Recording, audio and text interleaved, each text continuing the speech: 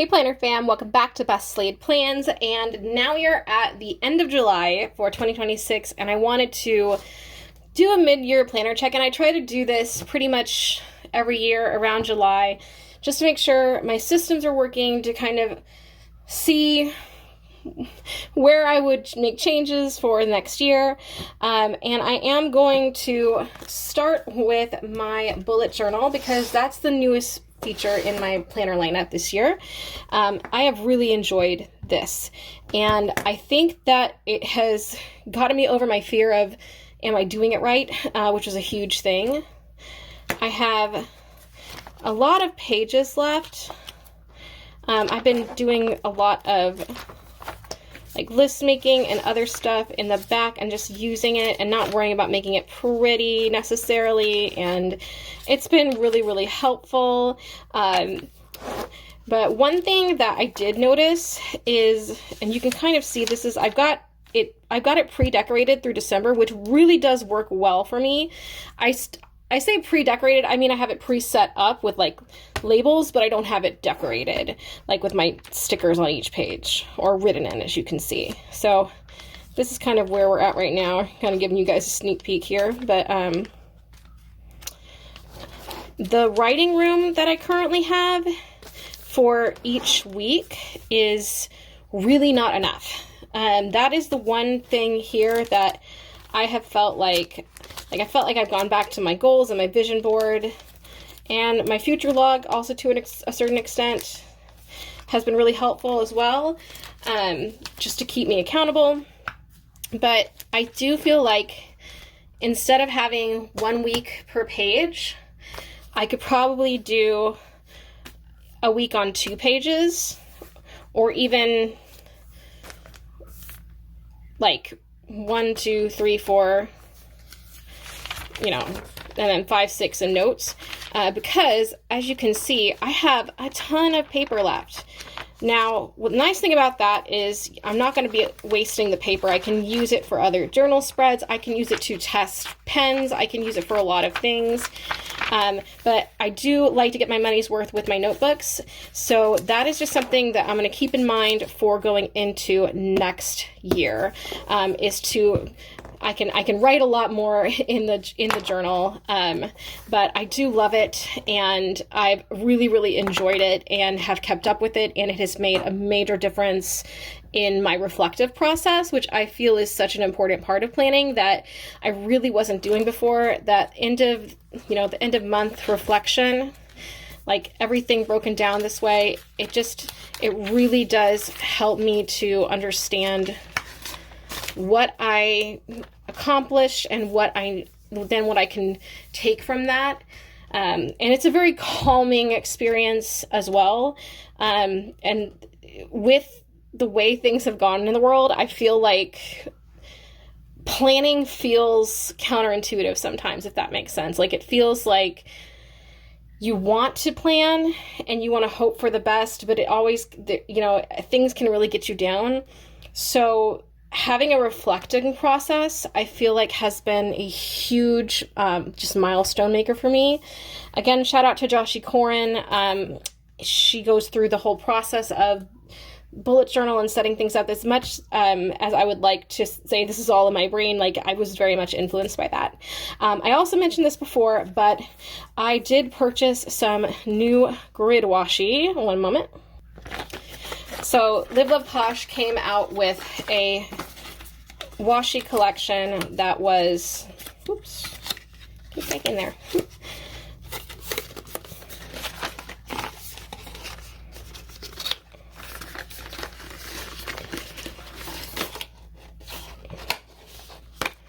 Oops, there we go. So I got the pastel rainbow grid. While I love the gingham here and all of that, the washi that I got from Journal Say was not the best. So I've got this neutral, and then I have the rainbow tapes from Live Love Posh, and I just feel like for $12 to know that it's not going to be absolutely horrible to try and score and tear, it's a better fit. So I do recommend this washi. I'm switching to that. That being said, I did enjoy all of these decorative like PET tapes from Journal Say, so I will be continuing to use those, just to kind of accent things, especially the border PET tape. Like, I just think it looks really nice, but this was a pain in my butt. The other thing that I will definitely continue to do is buy buy or make custom headers and use this for the calendar. That is a huge time saver. These I don't like as much, I will say. I have them, but it would be nice to use some of like the Monday, Friday, like all of those. And I feel like I would be able to do that better if I split the weeks up over 4 pages. So that is, you know, another plan to use my washi. But I think this is going well. So that's my plan for bullet journal. Let's move on to my financial planner here, which is also like my wallet. So this has been, this has been a year in terms of spending. Have I accomplished my savings goals? No. Have I accomplished certain projects that I needed to budget for? Not on the timeline that I wanted, but on the timeline that they dictated, without having to go into credit card debt or take out a loan. Yes. So I'm going to call that a win. And I truly do feel like this setup has worked really, really well for me. And I do like being able to see, this is my little August. Isn't she cute? These are from the Planner's World.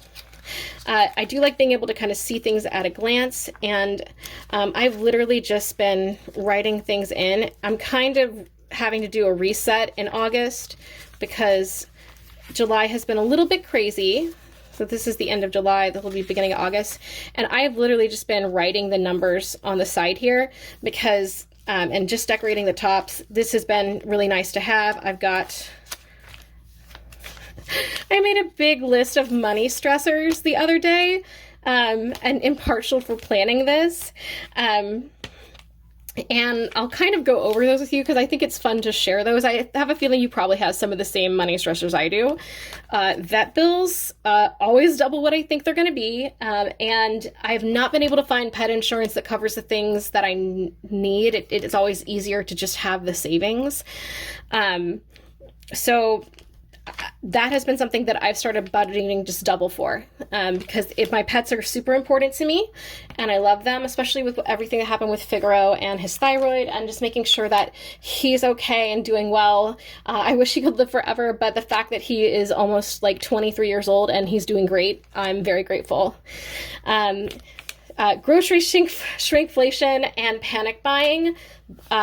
Meal prepping has been a huge thing in the last few months. Just having an idea of easy meals that I can make, using the collection that I made in here to try and just make sure I've got, you know, an idea of what I can do. I have my little grocery planner there and meal ideas.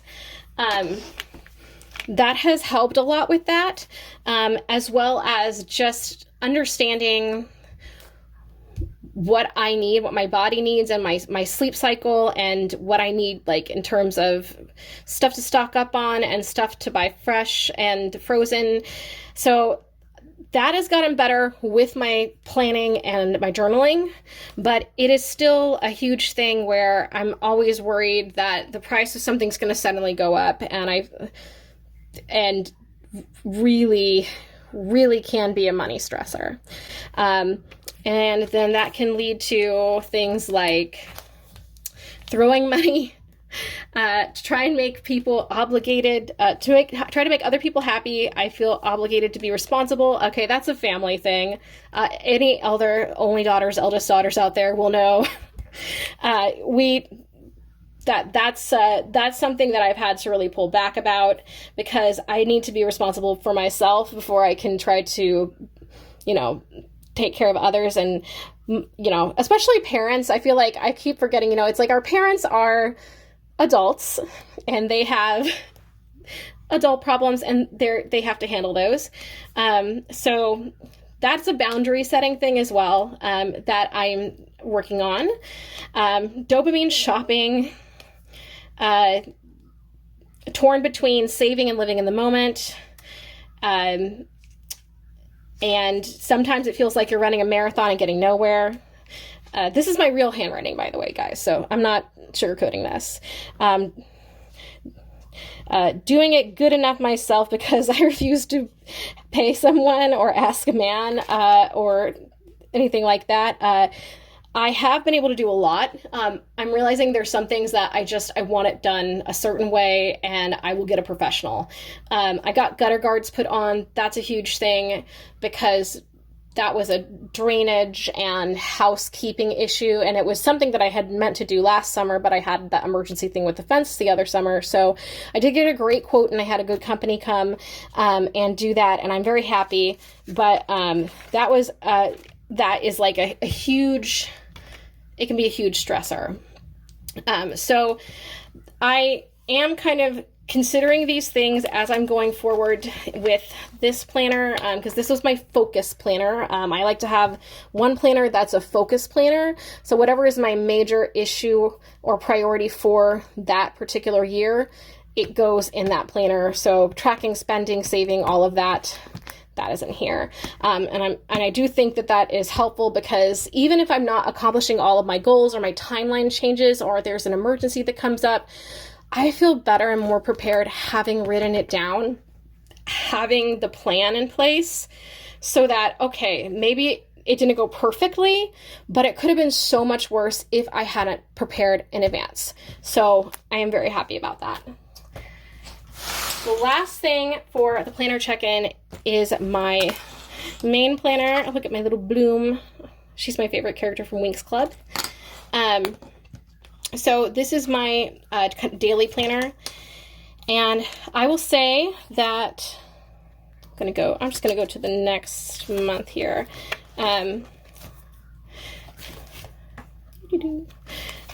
One thing that I like in this planner, and I can probably go ahead and show you guys this. These spreads will be on my Instagram, Valkyrie Plan, so you can see better pictures and everything, but one thing I really like doing is doing my planning in advance in terms of decorating, and then I can just fill it out. It saves me a lot of time, and I can do that at the beginning of the month. One thing I mentioned before in my planner routine video, I'll link that there, is that it was very helpful to understand that I like to do things monthly, like have a monthly reset. So at the beginning of the month, I'm able to just kind of get everything prepared. So I have this Mulan spread. Then I have this really cute reading rom-com kind of inspired spread. Those are Sugar Pop Fizz stickers, and so are these. Basically just finishing things out and getting to the end of the year. The one thing that I do kind of miss, and I think I may try to bring it back next year, we'll see. I like doing my little currently page. I like my vellum here, and I do love my little header here. What I do miss is doing my monthly layout. I don't know that I would use it for anything in particular. It might be a good place to maybe log exercise, to have it laid out there. So maybe that is something I could do. But basically, I miss doing those big opera inspired spreads that I have on my channel. And I had so much fun doing those on the monthly spreads because it was just a fun place to try to do it. So while I am enjoying planning ahead that way, I do miss that. So that is something I think I'm going to bring back probably in my next year in my happy planner. So that is my little check-in in terms of all of my planners and what is not working. I kind of have a little summary in the description box, as well as links to like the Angel Shop and where I got some of my planner stuff.